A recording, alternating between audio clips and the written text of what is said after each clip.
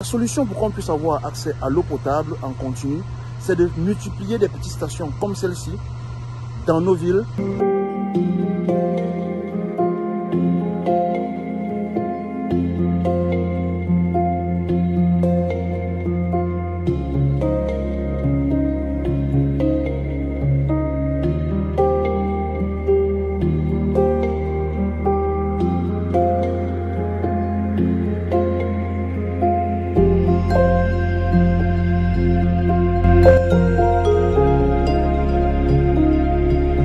Bonjour, alors Roger Fotsodada.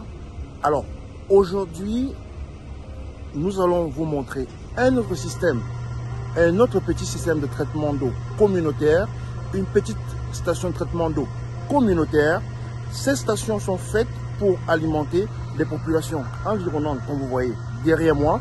Cette station est faite pour environ 10 000, entre 10 000 et 15 000 habitants, et elles sont faites pour que tout le monde puisse avoir l'eau, accès à l'eau potable en continu, en qualité et en quantité. Je vais vous faire voir autant que se peut, autant de stations que possible, comme celle-ci, pour que nous puissions comprendre qu'en Afrique, la solution pour qu'on puisse avoir accès à l'eau potable en continu, c'est de multiplier des petites stations comme celle-ci dans nos villes, de diviser nos villes en districts pour que tout le monde soit le plus proche possible de sa source d'approvisionnement en eau potable. Visitons.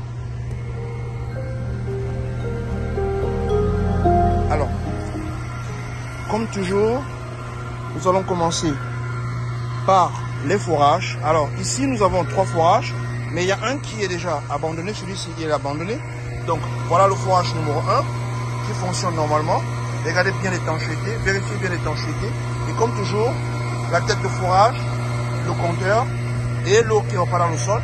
Voici le forage numéro 2, dans la même lancée, la tête de forage et l'eau, le compteur et l'eau qui repart dans le sol. Voilà l'hydrotank par lequel on augmente la pression dans l'eau avant d'envoyer aux populations. Et tout au-dessus là-bas, vous voyez, c'est ce petit équipement qui permet d'avoir la pression. En fait, c'est un compresseur. Donc, derrière, comme à l'arrêt, vous voyez, voilà les 2 tanks de stockage.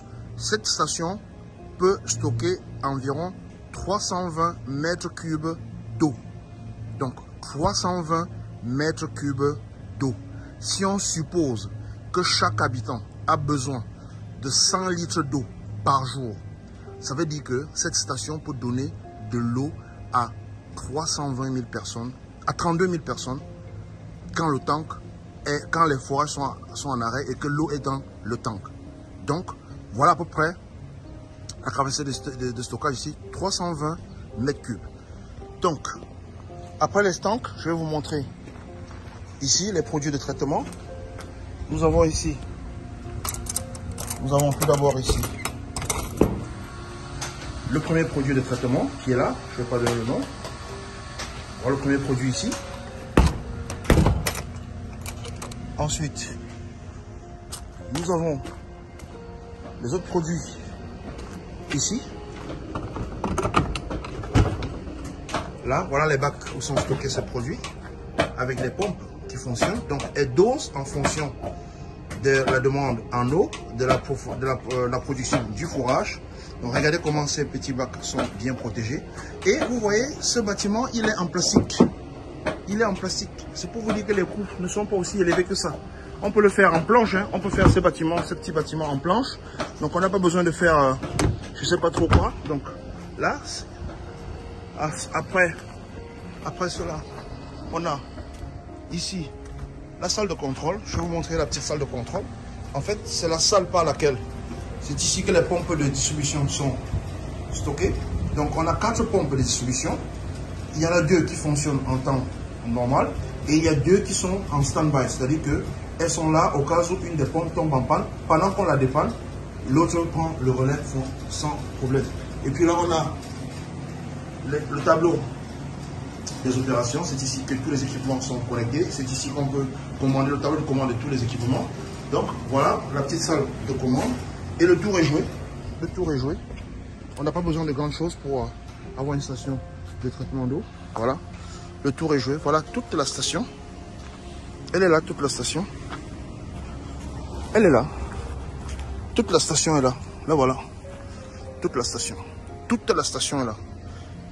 Et elle peut servir, elle est faite pour 15 000 personnes, mais son bac de stockage peut fournir l'eau à 32 000 personnes.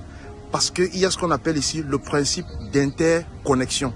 Donc ce district est connecté à un autre district à côté, tel que si ce district-là a un problème, ce château peut fournir de l'eau dans l'autre district qui a la même capacité de 15 000 personnes sans que la production ne soit en problème. Donc, je pense pour ma part qu'il est temps que nous puissions commencer à réfléchir sur comment diviser les villes en Afrique en districts comme ceci pour que on puisse avoir. Cette capsule de l'eau vous est offerte par Kémit Écologie. Kémit Écologie, nous produisons l'énergie de demain, aujourd'hui.